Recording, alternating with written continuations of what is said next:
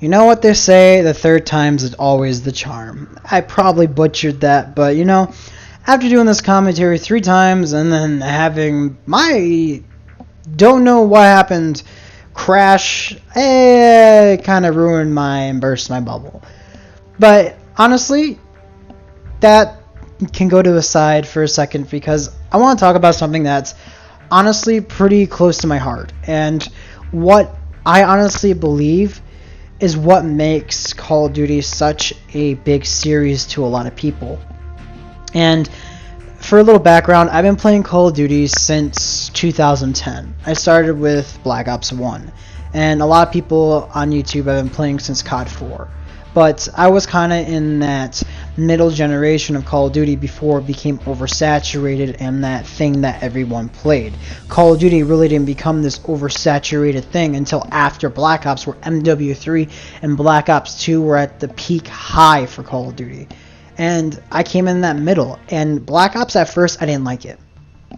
And I just didn't like the game. It was different. I was growing up always playing Nintendo, Smash Bros, Mario, Zelda, Pokemon. That was my childhood. And then once I got into middle school, it became, a sin if you played those games. And for me, those games even today are still a happy place for me to escape reality. I still play Pokemon to this day. Whether or not people like to accept that adults can play Nintendo games, a lot of adults still play Pokemon, Mario, and Zelda. And Call of Duty is that same thing. A lot of people still play Call of Duty. Us hardcore fans want to say Call of Duty's dead, but it's far from dying. Each year it still sells a lot of copies. It still has a decent amount of good track record with player counts, with so many shooters and online games out. I don't think Call of Duty is dying. I think the market is becoming oversaturated with a bunch of shooters, and there's a bunch of other new games out like Pokemon, Smash Bros, you got Battlefield, you got Fortnite, PUBG that's going to be coming to PlayStation I think within a year, DayZ, Warframe, Destiny, Titanfall.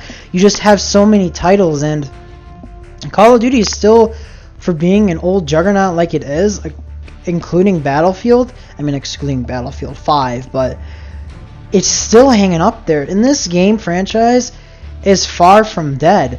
If there wasn't Fortnite, if there wasn't Battlefield, if there wasn't all these new games, Call of Duty would still be the king. It's still doing great.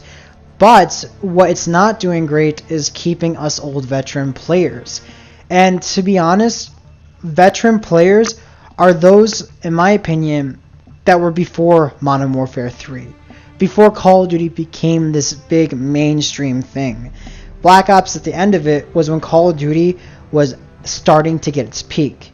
MW3 was the cap off, and then you had Black Ops 2, which was absorbing all this fame, all this great glory, and then you had Ghost when the console generation switched and Ghost was not ready to be out for 2 generations of consoles.